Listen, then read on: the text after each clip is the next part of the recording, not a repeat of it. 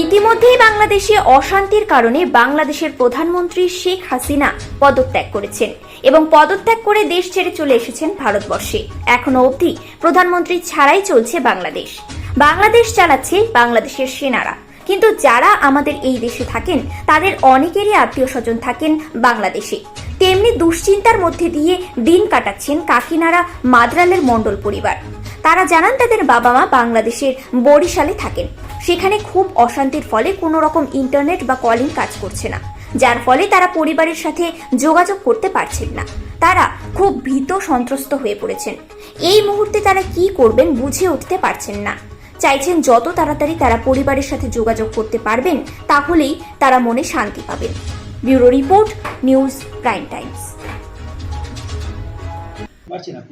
না, আমি খবরে দেখেছি, টিভিতে খবরে দেখেছি, এবং যারা রিলেটিভ আছে কারোর সাথে যোগাযোগ করতে পারছি না পারছি নেটে, না পারছি এমনি নর্মাল কল করতে, কোনো রকমই যোগাযোগ করা যাচ্ছে না।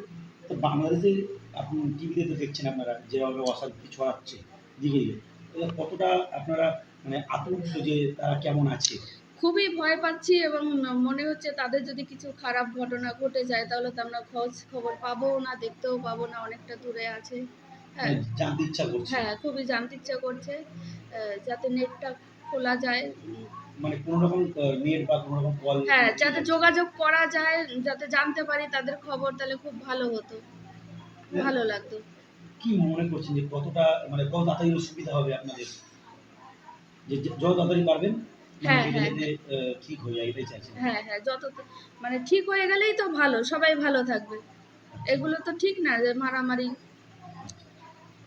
ডাইরেক্ট গুলি করে দিচ্ছে, খবরে দেখাচ্ছে, এগুলো তো ঠিক এগুলো হচ্ছে দেখে না। আপনার ভয় হ্যাঁ, আছে? খুব খারাপ লাগছে দেখে, এবং যারা আত্মীয় স্বজন আছে তাদেরও নিয়েও খুব চিন্তিত, আপনার তাদের কি অবস্থা। আপনার নাম? আমার নাম মনীষা মণ্ডল।